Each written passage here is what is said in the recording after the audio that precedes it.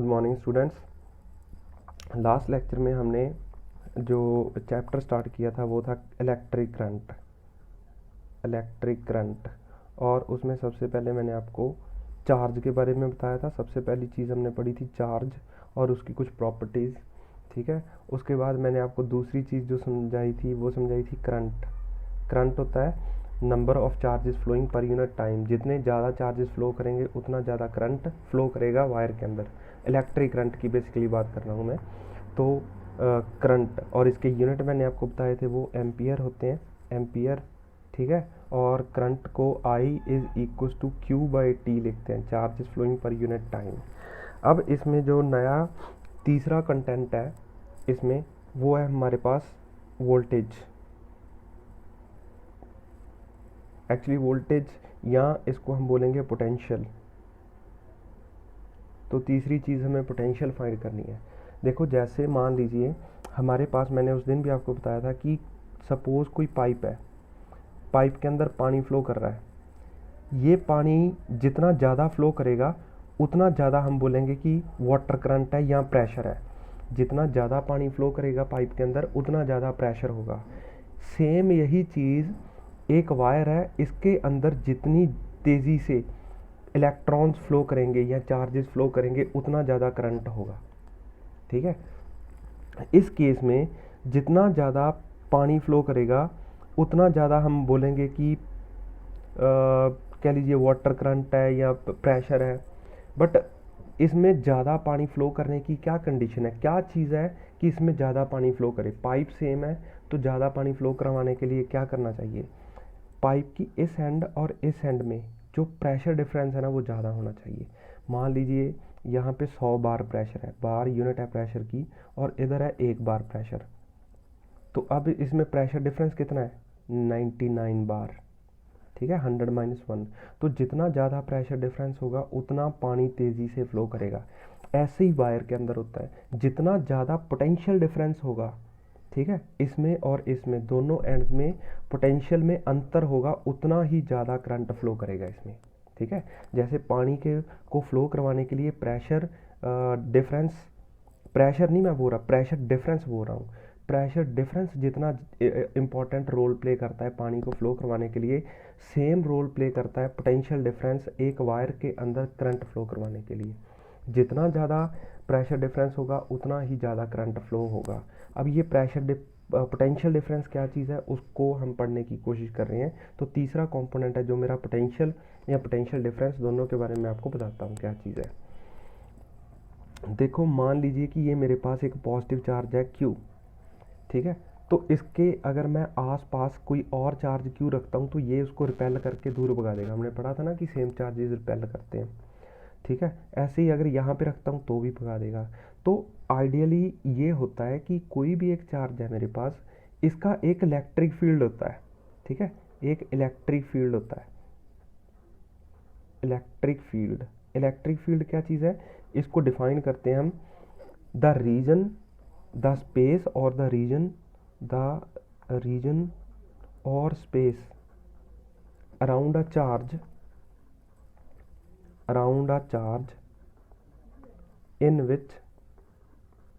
in which its effect can be experienced, जिसमें इसके प्रभाव को देखा जा सकता है, वो सारे का सारा रीजन या स्पेस इलेक्ट्रिक फील्ड कहलाता है।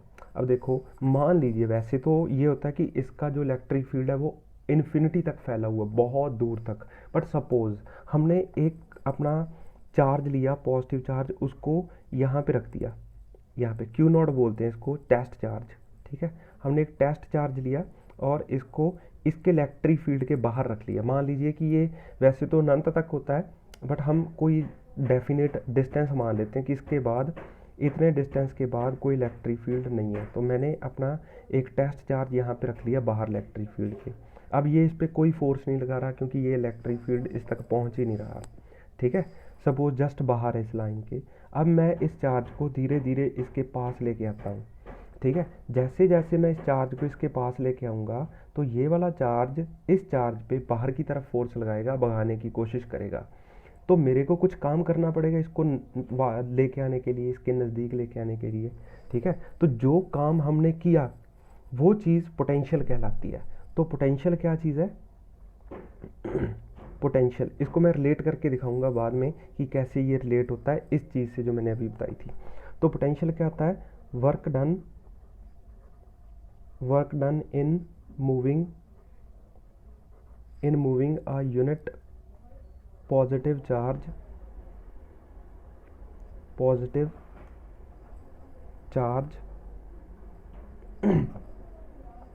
work done in moving a unit positive charge from infinity to the point under consideration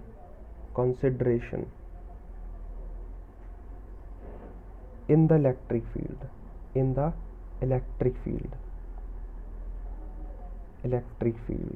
समझे? अगर मैं अनंत से एक चार्ज को किसी डेफिनेट पॉइंट के ऊपर ला के रखता हूँ, ठीक है, तो जो काम मेरे को करना पड़ा वो पोटेंशियल कहलाता है। और पोटेंशियल डिफरेंस क्या आता है? पोटेंशियल डिफरेंस है कि अगर मैं एक चार्ज को, यूनिट पॉजिटिव चार्ज को किसी एक पॉइंट से दूसरे पॉइंट पे लेके जाता हूँ, तो जो मैंने वर्क डन किया वो इसके पास स्टोर रहेगा। मान लीजिए मैं ए पॉइंट से बी पॉइंट तक लेके जाता हूँ किसी पॉजिटिव चार्ज को उठा के, तो जो वर्क डन मैंने किया इसके ऊपर वो पोटेंशियल डिफरेंस कहलाता है, ठीक है। तो work done in moving unit positive charge का मतलब है कि इसका जो मैग्नीट्यूड है वो 1 होना चाहिए। अगर ये चार्ज है 5 कूलम का तो ये 1 कूलम का, अगर ये है 5 मिली कूलम का तो ये 1 मिली कूलम का। यूनिट इसका सेम होना चाहिए दोनों का, और इसका मैग्नीट्यूड 1 होना चाहिए। तो work done in moving a unit positive charge in moving from one point to another in the electric field। अब जो ऊपर वाला था वो पोटेंशियल कहलाता है जब हम इन्फिनिटी से किसी पॉइंट अंडर कंसिडरेशन पे लेके आए थे, तो जो वर्क डन करना पड़ा यूनिट पॉजिटिव चार्ज के ऊपर वो पोटेंशियल कहलाता है। और जब हम वर्क डन करते हैं यूनिट पॉजिटिव चार्ज को एक पॉइंट से दूसरे पॉइंट पे मूव करने के लिए, तो उसे हम क्या कहते हैं? Potential difference. और इसके यूनिट है, जो यूनिट है पोटेंशियल डिफरेंस के, वो वोल्ट होते हैं। यूनिट है वोल्ट, ठीक है। और इसको V से लिखा जाता है, V से वोल्ट। अब ये चीज़ें आगे जाके रिलेट होंगी जब मैं आपको पूरा प्रोसेस समझाऊंगा कि इलेक्ट्रिक करंट फ्लो कैसे होता है, ठीक है। अब जस्ट आप एक बार इसको ऐसे याद रखिए, पोटेंशियल डिफरेंस क्या चीज़ है, इसकी फीलिंग और आएगी आगे जाके, ठीक है। तो मैंने आपको पोटेंशियल के बारे में बता दिया, मैंने आपको करंट के बारे में बता दिया। अब हमारे पास जो नई चीज़ है, जो बहुत इम्पॉर्टेंट चीज़ है, इसको आप मार्क कर लीजिए, ये इम्पॉर्टेंट है।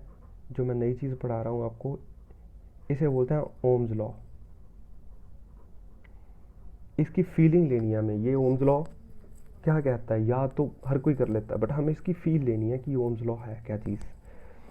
जो ओम थे, ये एक साइंटिस्ट थे, इन्होंने बताया कि जो करंट है ना, जो मैंने आपको पहले बताया, बेसिकली वही ओम्स लॉ था।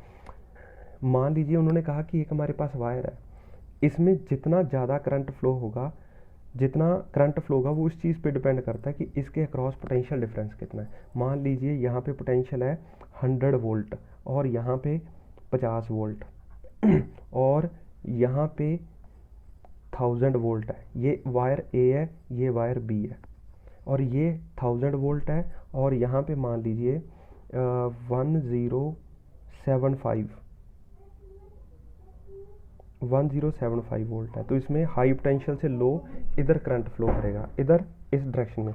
इसमें पोटेंशियल डिफरेंस कितना है? इसमें पोटेंशियल डिफरेंस है 50 वोल्ट, और इस केस में पोटेंशियल डिफरेंस कितना है? 75 वोल्ट। मैं इसको और कम कर देता हूँ, 1025 कर लेता हूँ, तो 25 वोल्ट। तो किस में करंट ज़्यादा फ्लो करेगा, A में कि B में? A में, बिकॉज हमें इस चीज़ से लेना देना नहीं है कि पोटेंशियल कितना है, हमें तो इस चीज़ से लेना देना है कि पोटेंशियल डिफरेंस कितना है। तो पोटेंशियल डिफरेंस यहाँ पे 50 वोल्ट है और यहाँ पे 25 वोल्ट है, ठीक है। तो जितना ज़्यादा पोटेंशियल डिफरेंस होगा उतना करंट ज़्यादा फ्लो करेगा। तो ओम साहब ने भी यही कहा, उन्होंने कहा कि जो पोटेंशियल डिफरेंस है, जो करंट फ्लो कर रहा है, वो डायरेक्टली प्रोपोर्शनल होता है पोटेंशियल डिफरेंस के। जितना पोटेंशियल डिफरेंस ज़्यादा होगा उतना ही करंट ज़्यादा फ्लो करेगा। ये वी क्या चीज़ है, पोटेंशियल नहीं, ये पोटेंशियल डिफरेंस होता है, पोटेंशियल डिफरेंस, ठीक है। अभी समझ आ गया that V is directly proportional to I. But उन्होंने एक चीज़ और बोली कि देखो भी, ये तो मैं समझ गया कि ये पोटेंशियल डिफरेंस पे करंट फ्लो करता है, कि number of charges flowing per unit time इस चीज़ पे डिपेंड करेंगे कि कितना पोटेंशियल डिफरेंस है। अब एक चीज़ और है, उन्होंने कहा कि इस चीज़ पे भी डिपेंड करेगा कि आपने वायर कैसी ली हुई है, ठीक है। ये वायर कैसी ली हुई है, मान लीजिए ये वायर है कॉपर की और ये वायर है हमारे पास किसी और मटेरियल की, सपोज हम आयरन की ले लेते हैं, Fe आयरन की। लेंथ भी दोनों की सेम है, इसकी लेंथ L है, इसकी लेंथ L है। क्रॉस सेक्शनल एरिया इसका A है, इसका A है। क्रॉस सेक्शनल एरिया समझते हो, जैसे ये चीज़ है ना, ये मेरे पास सपोज वायर है और ये इसका क्रॉस सेक्शनल एरिया कहलाता है, ये चीज़ इसका क्रॉस सेक्शनल एरिया कहलाती है। अगर मैं रॉड को ऐसे काट देता हूँ यहाँ से, तो जो एरिया मेरे सामने आता है ऐसे ये वाली चीज़, तो वो क्रॉस सेक्शनल एरिया कहलाएगा ये, ठीक है। तो ये क्रॉस सेक्शन, तो क्रॉस सेक्शनल एरिया ए है, दोनों का लेंथ भी सेम है, बट इट्स और पोटेंशियल डिफरेंस भी सेम है। इसमें भी जो वी है और इसमें भी वी सेम है, बट स्टिल इसमें करंट I1 हो सकता है और इसमें करंट I2 हो सकता है। तो जो ओम साहब ने कहा था कि पोटेंशियल डिफरेंस सेम होगा तो करंट ज़्यादा फ्लो करेगा, तो हमने दोनों में सेम पोटेंशियल डिफरेंस लगा दिया, फिर भी देखा गया कि करंट अलग अलग फ्लो करता है। तो ये चीज़ है जो ये उन्होंने बताया कि ये इस चीज़ पे भी डिपेंड करता है कि आपने वायर किस मटेरियल की ली हुई है, ये कॉपर की है कि आयरन की है, ठीक है। दूसरी बात, अगर मान लीजिए मैं दोनों वायर्स आयरन की भी ले लूँ ऐसे, ठीक है, ये भी आयरन की है और ये भी आयरन की है, और एक की लेंथ लंबी कर दूं, एक की लेंथ कम कर दूं, तो भी इसमें अंतर आ जाएगा। ये सारी चीज़ें देखो, दोनों की, इसकी लेंथ है L1 और इसकी लेंथ है L2, cross sectional area AA है, और ये भी आयरन की है, ये भी आयरन की है। पोटेंशियल इसमें भी V अप्लाई कर दिया, इसमें पोटेंशियल डिफरेंस V अप्लाई कर दिया, तो भी इसमें करंट अलग अलग फ्लो कर सकता है। इसका क्या रीज़न है, ये उन्होंने बताया कि ये V पे तो करंट डिपेंड करता ही है, एक चीज़ और है उस पर डिपेंड करता है, वो है R। ये R क्या चीज़ है, R इज़ कॉल्ड रेजिस्टेंस, और ये कांस्टेंट होती है for a particular set of conditions के लिए, ठीक है।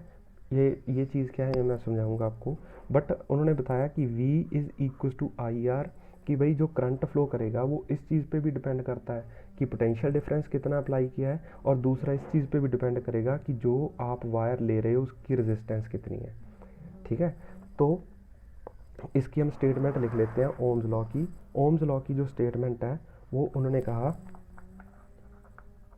ओम्स लॉ, इसकी स्टेटमेंट है that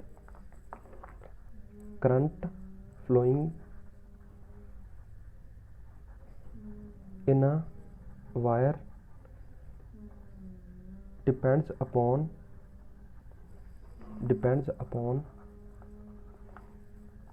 upon potential difference applied across the wire, given that physical conditions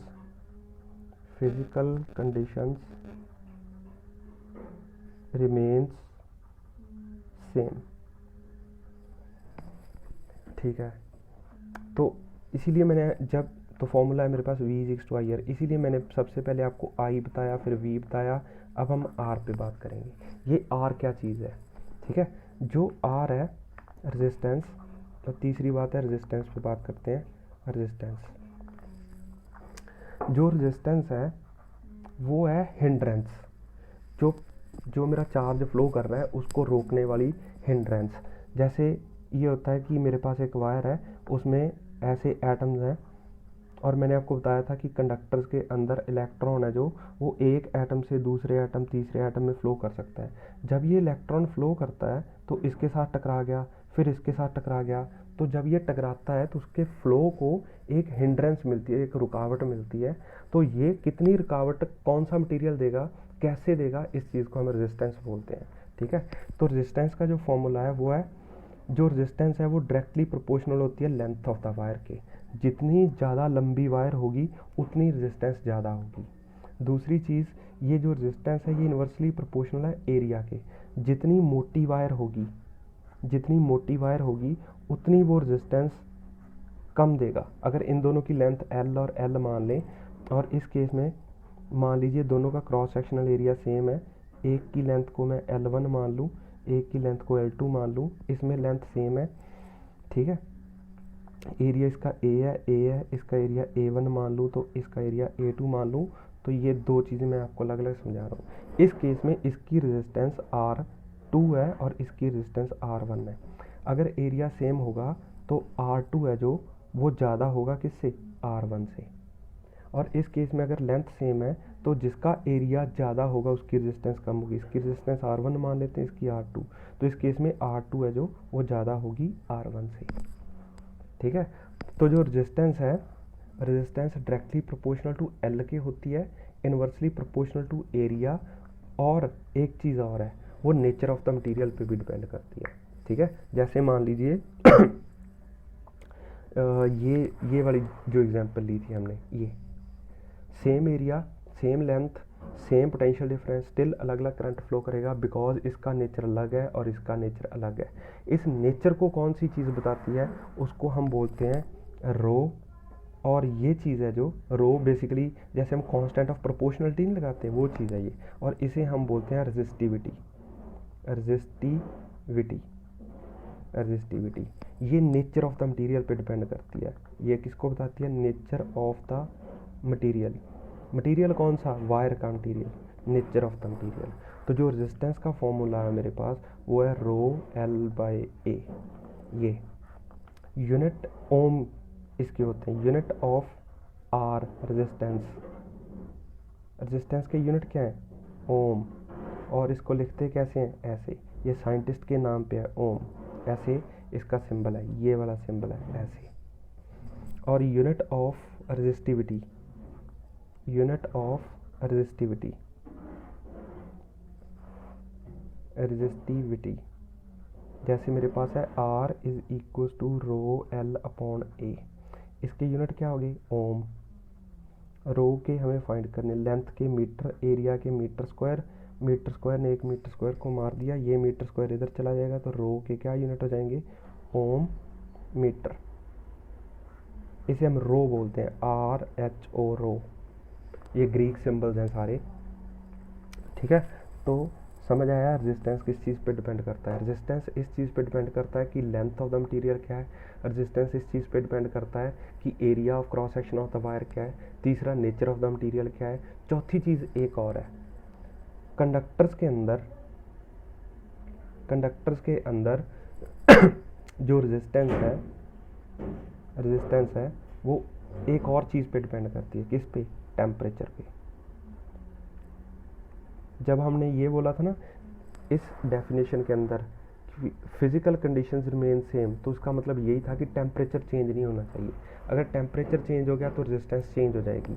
तो एज टेम्परेचर इंक्रीजेस, अगर टेम्परेचर बढ़ता है तो जो रेजिस्टेंस है वो भी बढ़ जाती है। क्यों बढ़ जाती है, क्योंकि मैंने अभी आपको बताया कि जैसे ये मेरे पास एक वायर है और इसके अंदर ये एटम्स बैठे हैं और एक इलेक्ट्रॉन फ्लो कर रहा है। अगर मैं इसका टेम्परेचर बढ़ाता हूँ तो इसकी वाइब्रेशंस बढ़ जाती हैं, ये वाइब्रेट करना स्टार्ट कर देते हैं मॉलिक्यूल्स। जितना ज़्यादा ये वाइब्रेट करेंगे, ऐसे ऐसे सब डायरेक्शन में कर सकते हैं, उसे डिग्री ऑफ फ्रीडम बोलते हैं, और वो आप आगे जाके पढ़ोगे। जितना ज़्यादा ये टेम्परेचर बढ़ेगा उतनी इसकी वाइब्रेशंस बढ़ेगी और उतनी ही इसकी फ्लो को वो हिंड्रेंस प्रोड्यूस करते हैं, इसीलिए टेम्परेचर बढ़ाने से रेजिस्टेंस बढ़ जाती है। तो ये जो क्वेश्चन है ना कि डिफाइन या right the factors affecting the resistance, ठीक है, राइट फैक्टर्स अफेक्टिंग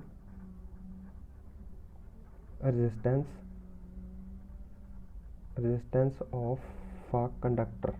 तो इसमें आप क्या लिखोगे, कौन कौन से फैक्टर्स हैं, एक तो है टेम्परेचर, दूसरा है रेजिस्टिविटी,